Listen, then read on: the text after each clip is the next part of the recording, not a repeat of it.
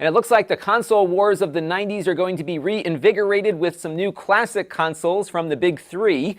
Sega has announced that they will be making a higher quality version of their Genesis Mini that was announced earlier this year.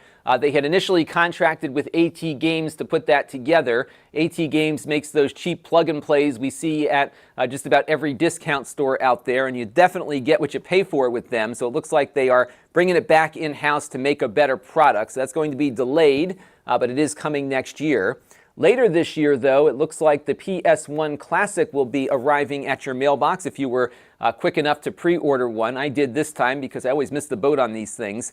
This will be a little miniature version of the Sony PlayStation 1 with some of the classic games from that console. So that's going to be about $100 and should be out very shortly. And we've long speculated that the next mini console from Nintendo will be the N64. And we don't have confirmation of that yet, but there looks to be a European trademark filing that details the controller in a format that we've seen on the boxes of the other Nintendo consoles. And the fact that this news happened to just leak out the same week that the PS1 Classic was announced, I think lends some credence to the fact that this holiday season you'll be able to get your hands on a little mini version of the Nintendo 64.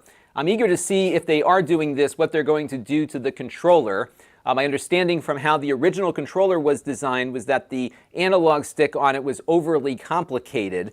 So I'm sure they'll probably do some simplification of that or use more commodity parts for the analog stick on this new mini console if they do indeed make one. But I've been very pleased with the quality level that Nintendo put into these classic consoles. I have the SNES Classic console in the back room over there, and it is really well built. The controllers feel right, just as a really nice thing to have and play with, and no doubt they'll put the same level of quality into that console. Sony definitely appears to be taking a page out of Nintendo's book, even down to the classic moniker for what they're developing. So these are really nicely designed little pieces of history that I think a lot of consumers will be interested in, and I hope Sega now, taking back their license from AT Games, will do the same with their Genesis Mini console. All in, it'll be a very good year for us retro game fans looking for a bit of official nostalgia to play on their televisions. This channel is brought to you by the Lon.TV supporters, including gold level supporters Chris Allegretta,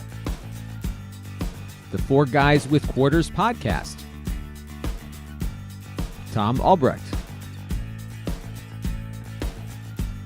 Gerard Newberg, and Kalyan Kumar. If you want to help the channel, you can by contributing as little as $1 a month.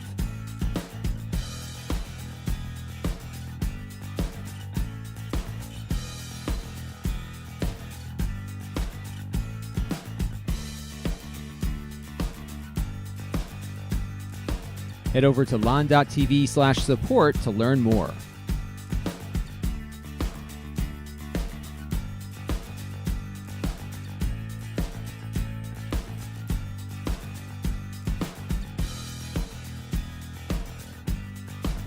And don't forget to subscribe. Visit lon.tv/s.